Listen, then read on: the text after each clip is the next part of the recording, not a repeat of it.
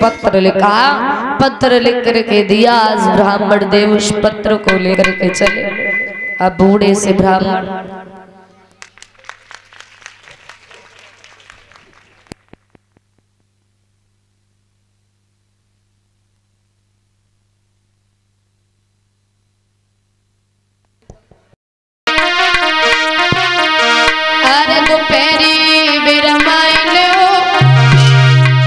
दोपहरी बिरमाई लो और जाई बगिया में दोपहरी बिरमाई लो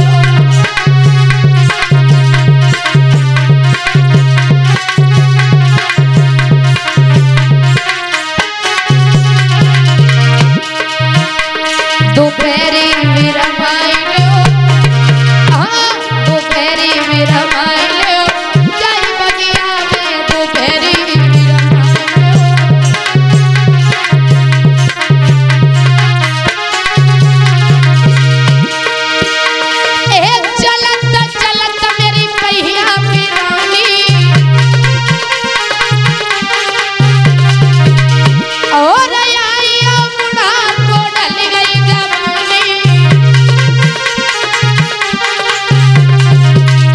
कछु हरि गुण गाय लो, कछु हरि गुण गाय लो, अरे जाई बगिया में दोपहरी बिरमाई लो।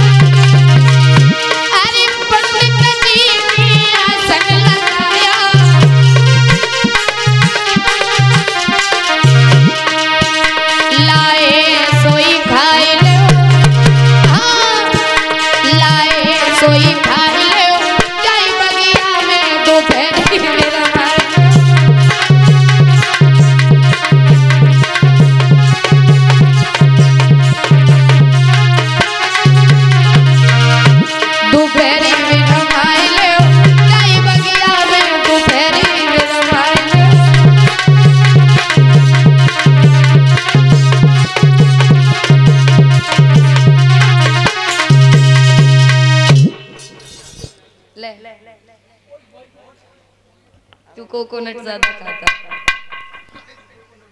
अम्मा कोकोनट लेके आई है देखो। और ये हमारी अम्मा जी की तरफ से 51 रुपए से हमें सम्मानित कर रही हैं और टॉफी लेके आई है अम्मा आज। और 10-10 रुपए और सभी को 10-10 रुपए से सम्मानित कर रही है। 51 रुपए से हमें सम्मानित कर रही है। कामना करें कि भगवान कन्हैया हमारी अम्मा जी के जीवन में सुख शांति बनाए रखें। कामना आकांक्षा है गोविंद भगवान से। बोलिए कन्हैया लाल की। आज ब्राह्मण जी आराम करने के लिए बैठ गए और आराम के चक्कर में बेचारे सोए गए। और जब सो गए तो कन्हैया ने देखा कि रुक्मिणी का पत्र तो रास्ते में ही पड़ा है। तो आज योग माया द्वारा उन्हें उठाया, द्वारका के नजदीक बाग था उसमें लिटा दिया। नेत्र खुले, सामने सुंदर सा भवन बना। पहुंच गए, भैया कौन सो नगर है? अब पहरेदार बोले द्वारका छे। अब कन्हैया, अब वो पंडित जी चक्कर में पड़ गए तो द्वारका छे। अब भैया बा द्वारका में जानो जा में कन्हैया रहे, बोले कन्हैया छे। अब पंडित जी और ज्यादा चक्कर में की द्वारका छे कन्हैया छे। अब पतो नहीं रुक्मिणी कौन से कन्हैया से प्रेम करे। अरे भैया हमें उस द्वारका में जाना है जिसमें भगवान श्री कृष्ण रहते हैं। पहरेदार बोले कसूर तुम्हारा नहीं है, अरे आपके यहाँ